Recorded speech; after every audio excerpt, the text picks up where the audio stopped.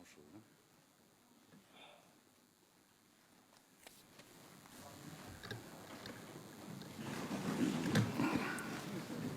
Bien, cher ami, cher Ara Évasion, mesdames et messieurs, je suis heureux d'avoir pu m'entretenir aujourd'hui en présentiel, comme on dit maintenant, avec mon homologue arménien qui a choisi de venir en France à l'occasion de son premier déplacement après sa prise de fonction, premier déplacement qui l'amène à Moscou et à Paris.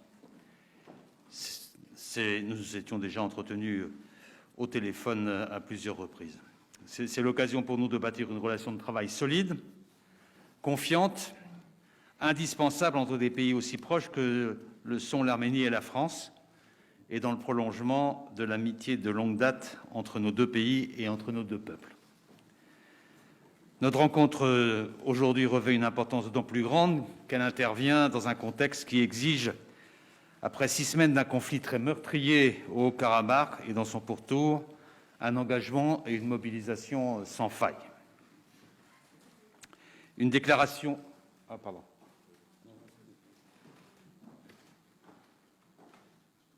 Ça va ? Une déclaration de cessez-le-feu a été signée le 9 novembre par l'Arménie, l'Azerbaïdjan et la Russie. La décision prise par les autorités arméniennes a été courageuse et j'en mesure pleinement les implications. Elle a permis de faire cesser les combats et de sauver de nombreuses vies. Et il est indispensable à cet égard de faire toute la lumière sur les informations faisant état de crimes et d'exactions commis dans le cadre de ce conflit. Dans ce contexte difficile, la France est, vous le savez, aux côtés de l'Arménie. Notre action s'articule selon 3 axes. Le premier, c'est l'assistance humanitaire, une assistance coordonnée par le centre de crise de ce ministère. La France a affrété 2 avions transportant à son bord du matériel médical et des équipements destinés à venir en aide aux familles déplacées, fournis par des associations de solidarité, par des organisations humanitaires, mais aussi par les autorités françaises, aussi par des collectivités territoriales. 2 autres avions sont prévus dans les prochains jours. Et dans le domaine médical, nous renforcerons notre coopération hospitalière entre les établissements français et arméniens. Enfin, une initiative visant à soutenir les associations présentes en Arménie permettra de financer des projets humanitaires et de stabilisation. Le second axe de l'action de la France est la protection du patrimoine culturel et religieux dans et autour du Haut-Karabakh. La France a pris des initiatives en appelant en premier lieu à respecter un cessez-le-feu patrimonial et à ne pas transporter le conflit sur le terrain du patrimoine historique. Nous poursuivons des consultations très actives avec l'UNESCO et les différentes parties afin qu'une mission d'assistance technique puisse se rendre dès que possible dans la région pour faire l'inventaire des biens culturels significatifs des 2 communautés en vue de leur préservation. Et ce point fait l'objet d'une approche conjointe avec nos partenaires dans ce dossier et notamment avec la Russie. Enfin, et c'est sur le terrain politique que la France agit et continuera d'agir, le retour au dialogue en vue d'un règlement politique dans le cadre de notre médiation est une priorité. Et dans le communiqué publié le 3 décembre avec le ministre Lavrov et le secrétaire d'État américain Biegun, j'ai appelé les parties à mettre à profit le cessez-le-feu pour engager un processus permettant un accord de paix durable et viable. Il passe par des discussions permettant d'abord d'aboutir à nos objectifs prioritaires, le retour sûr et durable des personnes déplacées du fait du conflit, le départ des mercenaires syriens déployés aux côtés de l'une des 2 parties au conflit, les paramètres de sécurité indispensables à la stabilité de la région ou encore, comme je l'ai indiqué, la question de la protection du patrimoine culturel et religieux. Et pour tout cela, nous aurons besoin d'un processus de dialogue relancé parce que, comme je vous l'ai dit tout à l'heure, le cessez-le-feu n'est pas un accord, c'est la fin d'une guerre. Et nous pensons qu'il faut maintenant une solution durable à ce conflit, notamment sur les questions qui ont trait au statut futur du Haut-Karabakh, à sa délimitation administrative, à son mode de gouvernance. Et la France, au sein de la coprésidence du groupe de Minsk, assumera toutes ses responsabilités pour y parvenir. C'est la seule voie vers un développement de la région qui permettra une reprise des échanges humains, culturels, économiques et un élément important pour le développement économique et son désenclavement. L'engagement continu de la communauté internationale et en premier lieu de la France est nécessaire pour poser les bases d'une telle ouverture, avec l'espoir qu'elle portera ses promesses au bénéfice de l'ensemble des États de la région. Et la France est et restera aux côtés de l'Arménie afin de l'accompagner dans cette trajectoire. Je remercie mon collègue Hara Eyvazyan de sa visite aujourd'hui et je lui passe maintenant la parole.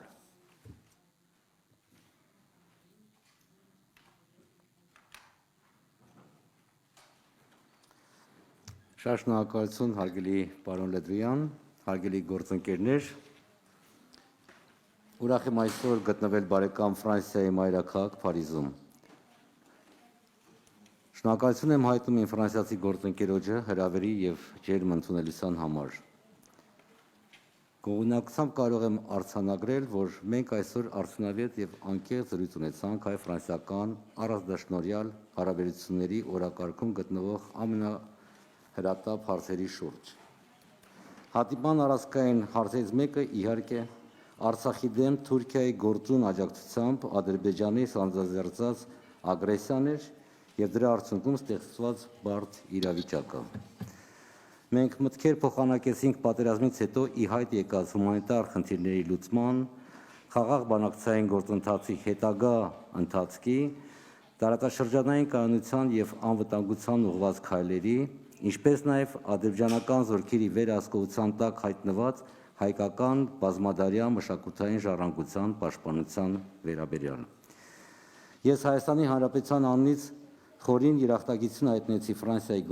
գործընկերոջս, պատերազմի ամենասկզբից ի վեր Ֆրանսիայի որդեգրած համարձակ եւ միևնույն ժամանակ անկողմնակալ դիրքորոշման համար։ Մեզ համար խիստ կարևոր էին նախագահ Էմանուել Մակրոնի հասցեական հայտարարությունները, որտեղ վերջինս հստակ մատնանշեց ագրեսորին եւ անդրադարձ կատարեց Թուրքիայի խիստ վնասակարար եւ վտանգավոր ներգրավվածության պատերազմում, ինչպես նաեւ ջիհադիստ աբիկիչների դեպի Լեռնային Ղարաբաղ հակամարտության գոտի տեղափոխման հարցին։ Օգտվելով ընձեռնված առիթից կցանկանայի նաեւ հատուկ շնորհակալություն հայտնել անձամբ արգորժնախարար Լդրյանին, ինչպես պատերազմի ծանր օրերին, այնպես էլ հրադադարի հաստատումից հետո խնդրի կարգավորման եւ Հայաստանին օգնելու հարցում իր ներգրավվածության, ինչպես նաեւ ֆրանսիական դիվանագիտության կառուցողական գործունեության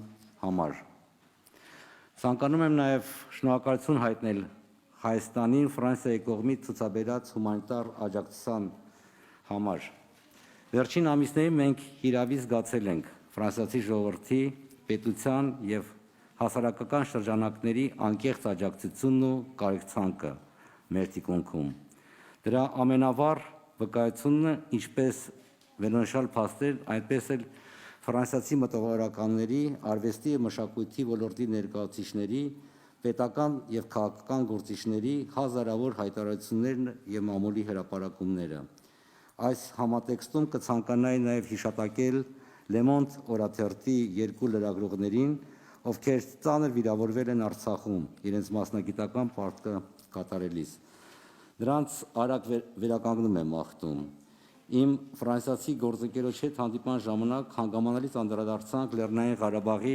հիմնախնդրի տևական կարգավորմանը։ Ներկայացրեցի Հայաստանի մտահոգությունները, այդ թվում պատերազմի օրերին Արցախից հեռացած հայ բնակչության իրենց բնակավայրեր անվտանգ եւ արժանապատի վերադարձի եւ ռազմագերիների անհապաղ փոխանակման եւ աճուների վերադարձի հարցերը։ Խստագույնս դատապարտելի Ադրբեջանի զինվորականների կողմից հայ ռազմագերիների եւ պատանդի կարգավիճակում հայտնված քաղաքացիական անձանց նկատմամբ անմարդկային վերաբերմունքի դրսևորման դեպքերը, որոնք ոչ միայն չեն դատապարտում Ադրբեջանի բարձր ղեկավարության կողմից, այլև արժանանում են հասարակական աջակցության։ Հայատյացության այս դրսևորումների թիրախ են դառնում նաև Արցախի ադրբեջանական օկուպացիայի տակ հայտնված տարածքներում հայկական բազմաթիվ միջնադարյան մշակութային կրոնական կոթողները, որոնք ադրբեջանական կողմը կամ փորձում է ոչնչացնել,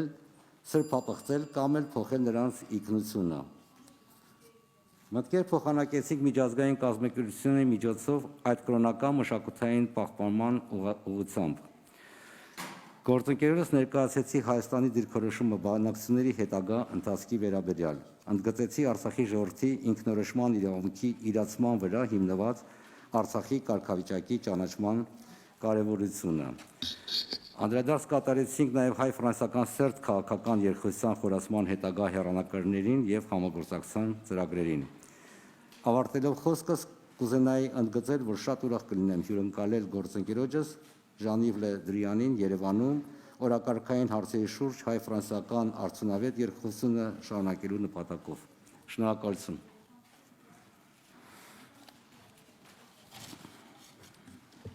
Merci. Nous sommes un peu contraints par le temps, donc on va prendre une question de part et d'autre.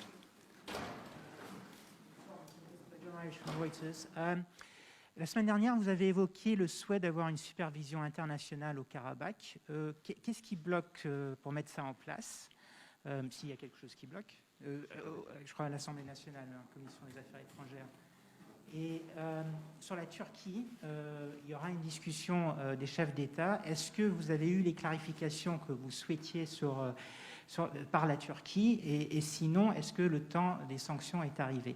Et je suis désolé, une question d'actualité sur le Brexit. Pensez-vous que si ça continue à bloquer...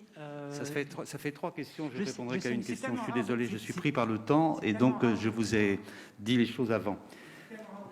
Très vite. Est-ce que éventuellement des négociations pourraient aller au-delà du 31 décembre? Est-ce que c'est quelque chose que la France souhaiterait éventuellement si ça continue à bloquer? Merci. Je suis avec mon collègue arménien, donc je ne répondrai qu'aux questions qui concernent nos discussions actuelles. Sur le post-cessez-le-feu, puisque c'est votre question, nous avons d'abord dit clairement que nous voulions la mise en œuvre de l'ensemble des éléments inscrits dans le cessez-le-feu et que le groupe dit groupe de Minsk, dont nous sommes coprésidents avec la Russie et les États-Unis, ont en particulier pour responsabilité de vérifier l'ensemble de la mise en œuvre du cessez-le-feu. Je pense au personnel déplacé, je pense aux mercenaires qui doivent partir, je pense aussi au retour des réfugiés, je pense aux prisonniers. Tout cela fait partie des sujets qui sont inscrits dans le cessez-le-feu qui doivent être mis en œuvre et c'est notre rôle que de faire en sorte qu'ils soient respectés. Et dans les prochains jours, les trois coprésidents se rendront sur le territoire pour vérifier la mise en œuvre de tout cela. Ensuite, sur la question de la Turquie que vous avez évoquée, je ne dirai pas autre chose que ce que vous connaissez déjà. Il y aura un Conseil européen le 9 et le 10 du mois de décembre, dans peu de jours, et le Conseil européen aura abordé la question de la Turquie. Je ne vais pas anticiper là, à cet instant, sur les décisions qui seront prises à cet égard. Et sur le Brexit, ce sera dans une autre manière que je vous répondrai, mais pas maintenant. Une autre question.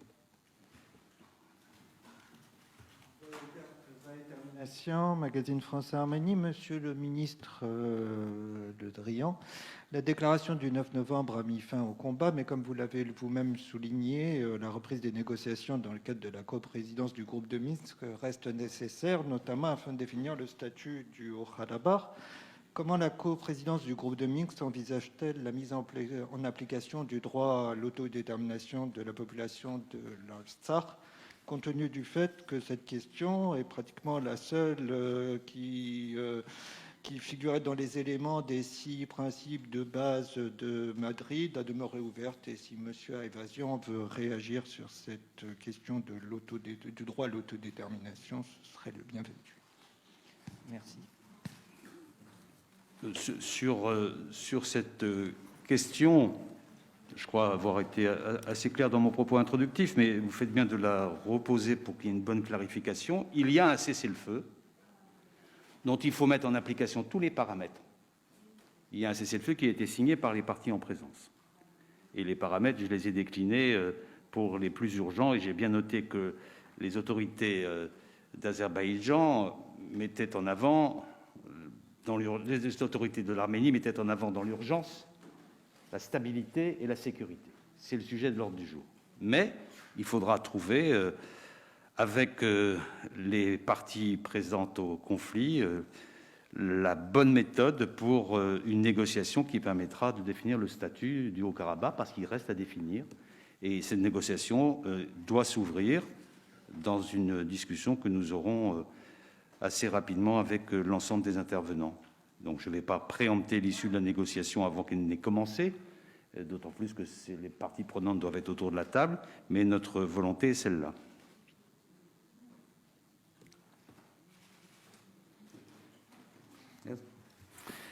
Շնորհակալություն։